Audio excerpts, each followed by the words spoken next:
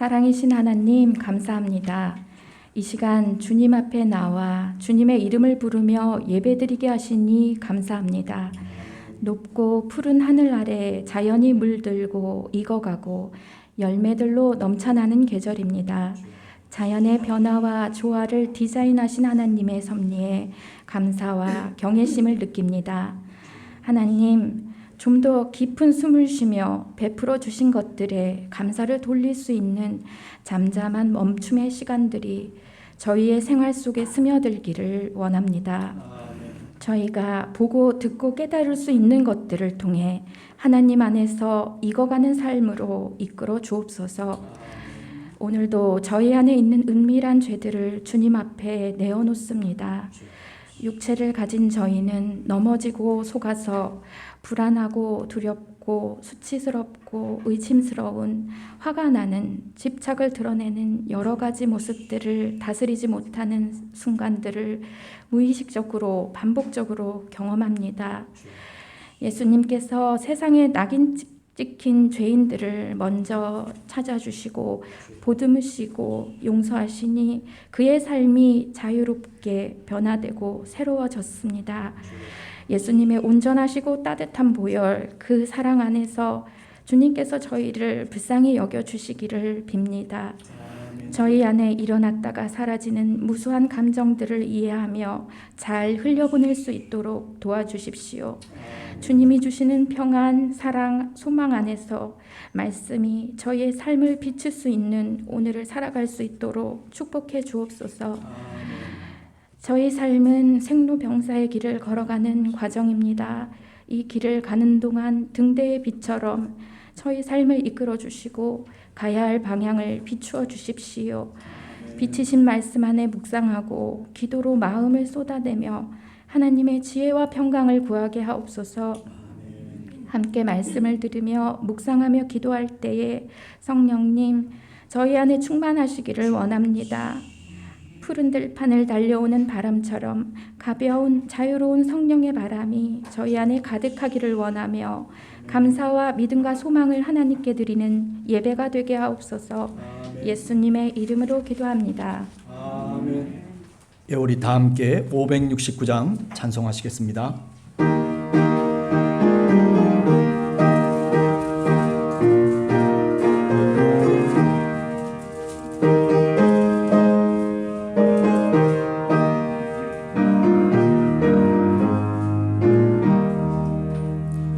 선한 목자 되신 우리 주 항상 인도하시고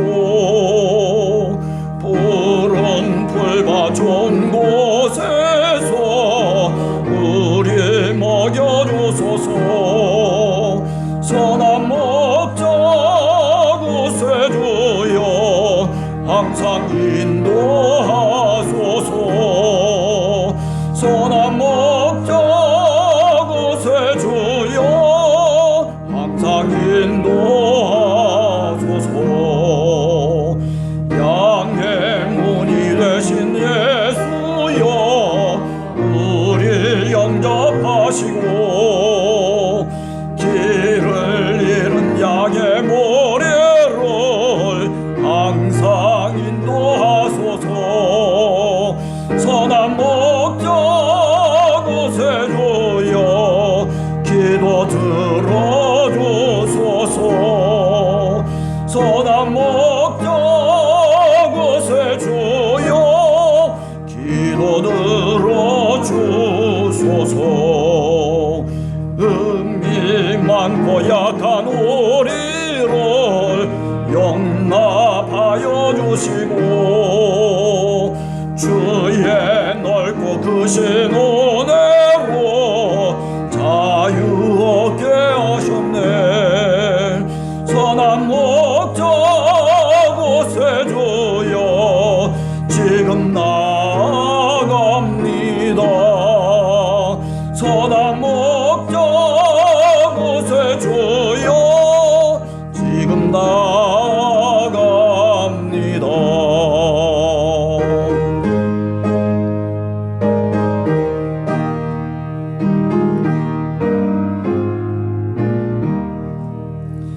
일찍 주의 뜻을 따라서 살아가게 하시고 주의 크신 사랑 베푸사 따라가게 하소서. 선한 목적 곳에 주여 항상 인도하소서. 선한 목적 곳에 주여 항상 인도하소서.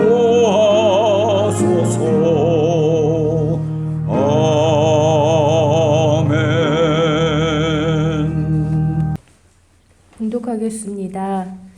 예수께서 그들에게 항상 기도하고 낙심하지 말아야 할 것을 비유로 말씀하여 이르시되 어떤 도시에 하나님을 두려워하지 않고 사람을 무시하는 한 재판장이 있는데 그 도시에 한 과부가 있어 자주 그에게 가서 내 원수에 대한 나의 원한을 풀어주소서 하되 그가 얼마 동안 듣지 아니하다가 후에 속으로 생각하되 내가 하나님을 두려워하지 않고 사람들을 무시하나 이 과부가 나를 번거롭게 하니 내가 그 원한을 풀어주리라. 그렇지 않으면 늘 와서 나를 괴롭게 하리라 하였느니라. 주께서 또 이르시되 불의한 재판장이 말한 것을 들으라. 하물며 하나님께서 그 밤낮 부르짖는 택하신 자들의 원한을 풀어주지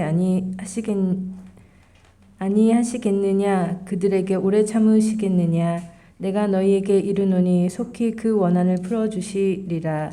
그러나 인자가 올 때에 세상에서 믿음을 보겠느냐 하시니라. 아멘. 내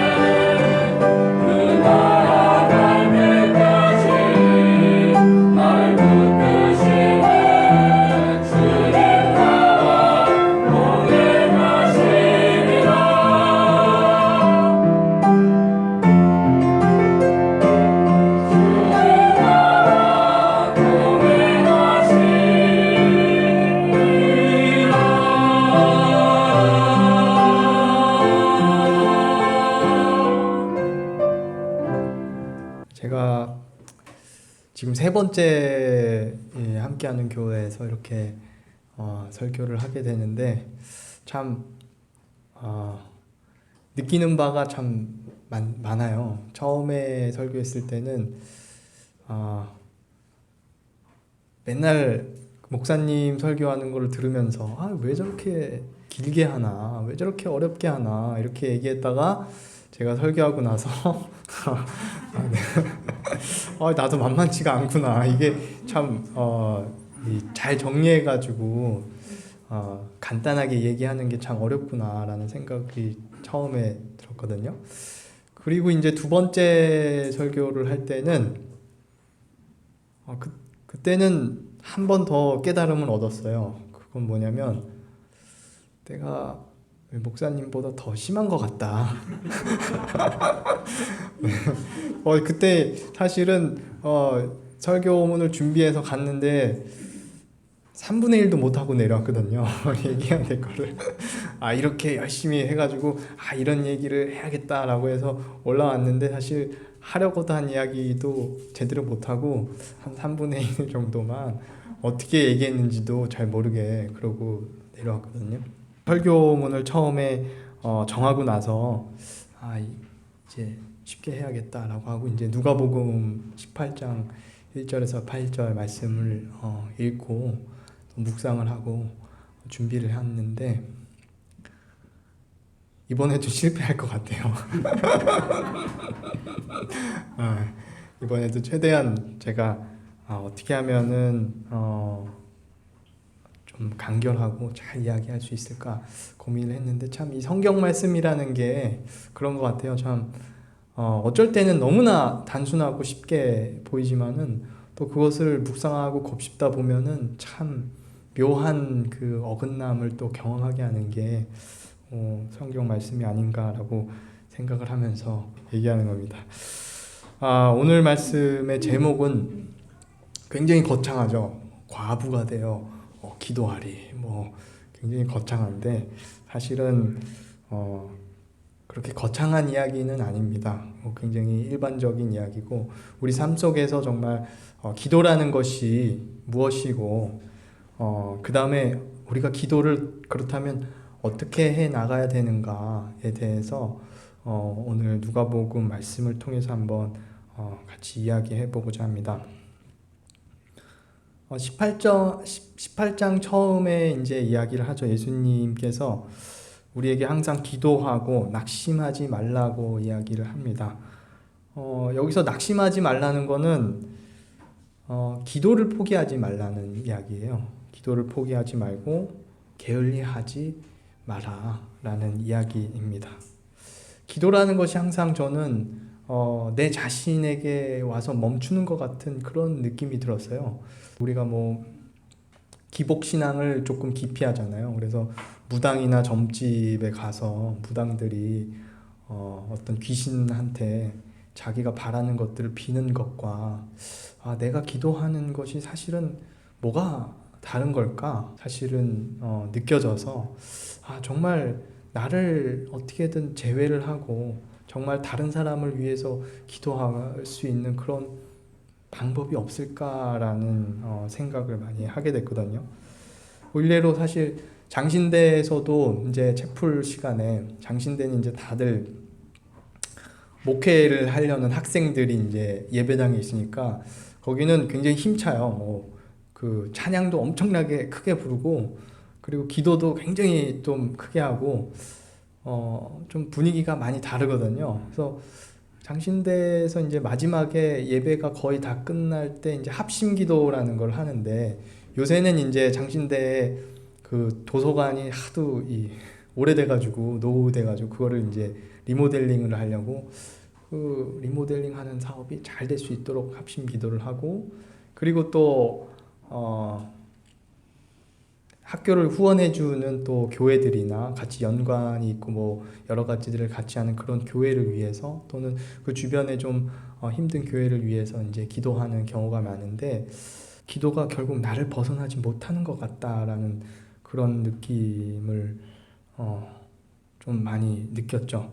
그래서 우리 보통 기도를 하고 나면은 내가 바라는 게 뭔지가 더 분명해지기도 하고, 그리고 나의 상태와 나의 어떤 현실을 좀 더 정확하게 진단하게 되고, 그것을 통해서 또 더 좋은 삶으로 나아가기를 바라고, 그리고 기도를 하고 나면 때로는 뭔가 정말 해소가 된 것 같고, 더 선명해지고, 조금 더 불안했던 내 마음의 안정감을 되찾고, 때로는 어머니 품에 안긴 것 같은 그런 아늑한 그런 따스함을 느끼곤 하는데, 그런데 한편으로는 저는 우리의 기도가 정말 하나님을 향하지만은 하나님을 향했다가 다시 나라는 자신의 안기여서 기도가 숨을 거두는 것 같은 그런 느낌이 좀 들기도 했습니다. 그래서 나의 지인들과 또 나의 연관된 세상을 위해서 우리는 기도를 하지만은, 그러나 기도가 도대체 무엇인지, 나를 벗어나서 기도를 할 수 있는지에 대해서 그런 근본적인 질문을 우리가 한 번쯤은 해봐도 되지 않을까라는 그런 생각을 해봤습니다. 중세나 고대 신비주의자들의 어떤 이야기들을 종합을 해보면은 이렇게 이야기하는 사람도 있는 것 같아요. 기도 속에서 기도할 때 떠돌이가 된 것 같고, 또 외톨이가 된 것 같고, 어머니 품에 안긴 것 같은 느낌이 아니라 고독한 공간에 혼자 서 있는 고아가 된 것 같은 느낌. 나의 기도가 아니라 나로부터 떠나가 알 수 없는 공간 속에서 숨을 거둔 느낌. 또 나의 질문이 나를 향하는 것이 아니라 타자를 향해 사라지는 느낌. 그런 느낌을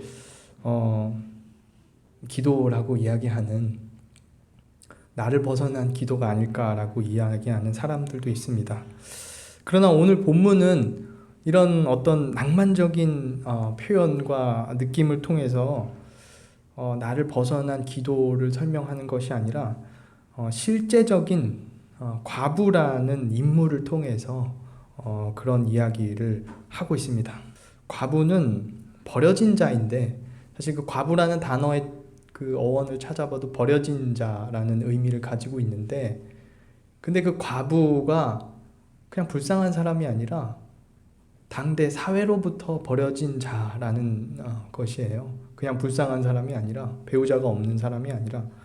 그래서 초대교회 역사 속에서 사실 여자라는 남자에 비해서 여자의 어떤 권리가 굉장히 적잖아요. 우리가 다 알고 있듯이 지금도 마찬가지지만은, 근데 여자 중에서도 과부는 더 힘든 상황 속에서 살고 있기 때문에 법적 권리를 사실은 상실한 자라고 할 수 있습니다. 여러 가지 면으로 사회적으로나 경제적으로나 무시를 당하는 삶을 살고 있죠. 그런 거죠. 근데 이 과부라는 게 참 남의 이야기 같지만은 사실 우리의 이야기이기도 하다고 생각을 합니다. 우리도 삶 속에서 정말 많은 이름을 가지고 살잖아요. 그러나 때가 되면 그 이름들이 점점 더 사라지게 되고, 내가 가지고 있는 이름들을 다 놓아야 되는 것이죠. 나중에 학교를 더 고등학교를 가고 이제 대학교를 가게 되면은 어느 순간 어린이라는 말도 이제 버리게 되고, 또는 학생이라는 말도 이제 버리게 되겠죠. 그리고 직장에 들어가게 되면은 학생이란 이름표를 버리게 되고, 또는 이제 직장 생활을 하면서 개인 사업을 혹은 하면서 많은 직책과 이름표들을 장착을 하게 되는데, 그러나 이제 은퇴 시기가 되면은 그런 이름표들을 이제 놓아 주어야겠죠. 과부가 되는 것이죠. 우리 지금 살고 있는 목사님 나이대의 아버지들은 사실 곧 이제 과부가 될 운명에 처해 있어요. 이미 과부가 된 분들도 있고 이미 그런 운명에 처해져 있기 때문에, 사실 심리학이나 이런 데서 보면은 그런 자기의 이름표들이 하나둘씩 자기를 지탱해주고 자기의 정체성을 얘기해주는 그런 이름표들이 사라질 때 좀 우울한 기분이 들고, 우리가 이제 나이가 들면서 점점 더 자기의 이름표를 잃어가게 되는 처지가 곧 과부가 되어가는 처지가 아닌가라는 생각을 하게 됩니다. 그리고 마지막에 정말 과부가 되는 순간이 우리가 죽는 순간이겠죠. 우리가 죽음을 앞에 두고 있을 때 정말 저 같은 경우에는 이정우인데 각자가 가지고 있는 그 이름을 마지막 순간에는 놓아주게 되지 않을까. 죽는 순간에 사실 이 이름도 하나님이 지어주신 거라고는 할 수는 없잖아요. 사람들이 나를 부르는 이름인데 그 이름을 이제 이 세상을 살아가면서 이정우라는 이름을 가지고 살았는데 이 세상을 떠나갈 때에는 이 이름표를 떠나보내고 정말 하나님이 부르시는 나의 이름을 또 새로운 이름을 갖게 되는 시기, 그때가 어떻게 보면은 우리가 완전한 과부가 되는 순간이 아닐까라는 그런 생각을 하게 됩니다. 생각을 해보면 저희 이제 할머니 할아버지가 이제 집에서 돌아가시는 과정을 보면서 느끼면서 정말 마지막 순간에는 손에 쥐고 있는 게 정말 하나도 없는 것 같아요. 뭐 물질적인 것도 사실은 다 필요가 없고 건강도 사실은 이제 손에 쥘 수가 없고 그런데 기억나는 거는 계속해서 할머니가 이제 기도를 그래도 가끔 이렇게 그 방에서 이렇게 고개를 막 왔다 갔다 하시면서 기도를 하시면 이렇게 하시거든요. 그 모습을 보면서 정말 이제 아무것도 가진 것도 없고 남는 것도 없는데 이렇게 어쩌면 기도밖에 남는 게 없나 보다. 그래서 하나님께 계속 기도를 하고 계신 게 아닐까. 그런 생각이 좀 말씀을 읽으면서 들더라고요. 그래서 정말 우리가 과부가 되는 마지막 순간에는 하나님께 기도하는 그 순간이 되지 않을까. 나라는 이름표들이 다 사라지고 건강도 사라지고 정말 남은 거가 없는 그런 내 모습 속에서 그때야말로 정말 기도를 포기하지 않고 계속해서 항상 기도하라고 이야기하는 것 같습니다. 마가복음 2장에 중풍병자가 죄사함을 받을 때도 중풍병자의 믿음을 보시고 죄를 사해 주시는 게 아니라 중풍병자를 데리고 온 친구들의 믿음을 보시고 죄를 사해 주는 것이죠. 거기에 중풍병자라는 나 자신은 없거든요. 타자라는 사실은 주변의 이웃을 통해서 내가 아닌 다른 사람을 통해서 죄사함을 받는 그런 모습을 볼 수가 있고 또 로마서 6장에 바울이 세례하는 부분을 보면은 세례가 이제 침수를 하잖아요. 몸을 이제 물속에 푹 담그는 게 예수 그리스도와 함께 우리가 죽음 속으로 들어가는 것이다. 그런 의미를 가지게 되고 그 다음에 침수에서 올라올 때 그때 오직 아버지의 영광으로 일으킴을 받는다라고 이야기를 하거든요. 그 말은 곧 내가 일어나는 것이 아니라 아버지에 의해서 일으킴을 받는 것이거든요. 그러니까 거기에도 나라는 것은 없는 것이죠. 내가 아니라 하나님에 의해서, 내가 아니라 마가복음에서 이야기한 것처럼 타자에 의해서, 다른 사람에 의해서 내가 죄사함을 받는다라는 것이죠. 그렇다면 기도도 당연히 내가 아니라 하나님에 의해서 정말 다른 사람을 위해서 온전히 기도하는 그 모습을 통해서 우리가 하나님과 만날 수 있는 것이고 그거 굉장히 힘든 일이잖아요. 어떻게 자기를 제외를 할 수 있겠어요? 자기가 살고 있는데 그런 상황 속에서 포기하지 말라고 또 이야기를 하시지 않습니까? 기도란 게 그래서 무엇이냐라고 생각을 했을 때 간단하게는 정말 온전히 다른 사람을 위해서 기도하는 것이 기도이다. 나를 제외하고 온전히 하나님을 만나고 나를 제외하고 타자를 향해서 내 이웃을 향해서 기도하는 게 기도가 아닐까라고 생각을 합니다. 그리고 두 번째로는 그러면 어떻게 우리가 기도를 하는 것이 어떻게 기도를 해야 되느냐 그런 이야기를 하게 되는데요. 과부는 법적인 어떤 권리를 갖지 못하는 법 밖에 서서 사회적 약자인데, 근데 그 과부가 아이러니하게 재판장한테 이제 자기의 어떤 원한을 갚아달라고 이야기를 하는데, 그 재판장의 모습이 어떤 재판장이냐면은 하나님을 무서워하지 않고 그리고 사람을 무시하는 재판장이에요. 한마디로 불의한 재판장이죠. 안 그래도 과부인데 온전한 재판장한테 가서 자기의 어떤 원한을 호소하는 것이 아니라 불의한 재판장한테 가서 원한을 호소하고 있는 것이죠. 여기서 정의를 실현해달라고 얘기를 하는 거예요. 불의한 재판장한테 가서. 이거 참 자세히 읽어보면 말이 안 되는 상황이거든요. 만약에 불의한 재판장한테 갔는데 불의한 재판장이 과부의 말을 들어주면 그것이 불의한 재판장이 아니라 의로운 재판장이 아닐까?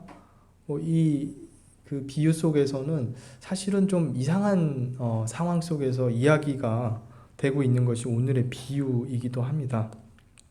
그런데 오늘 본문 속에서 정말 우리에게 말씀하시는 것은 과부의 끊임없는 요청이 불의한 재판장을 불의하지 못하게 만들었다는 것이죠. 정말 권리 자체가, 이 세상 속에서의 권리 자체가 없는 과부가 그 세상의 꼭대기에 있는 재판장에게, 그것도 의로운 재판장도 아니고 불의한 재판장에게 과부가 끊임없이 요구를 하고, 끊임없이 이름표가 없는 과부가 자기의 이름을 외쳐대고, 마치 우리가 정말 과부가 되어서 하나님께 기도하는 것처럼, 정말 우리가 소외된 상황에서 내 마음이 정말 궁핍하고 힘들 때 기도하는 것처럼 그렇게 끊임없이 기도하다 보니까 결국에 불의한 재판장이 불의하지 못하게 만든 이야기잖아요. 이 비유가 참 저는 의미하는 바가 굉장히 크다고 생각을 해요. 이 불가능한 상황 속에서 계속해서 기도를 이어나가다 보면은 기도를 통해서 우리가 다시 세상 속으로 들어가게 만드는 것이 아니라 과부였던 우리를 다시 세상이 건져주는 것이 아니라 이 세상 자체가 우리의 기도 속으로 들어올 것이라고 오늘 말씀을 하고 있는 것이죠. 우리가 세상 속으로 들어가게 되는 것이 아니라 불의한 재판장이 불의하지 못하게 만들 것이다. 세상 자체가 바뀔 것이다.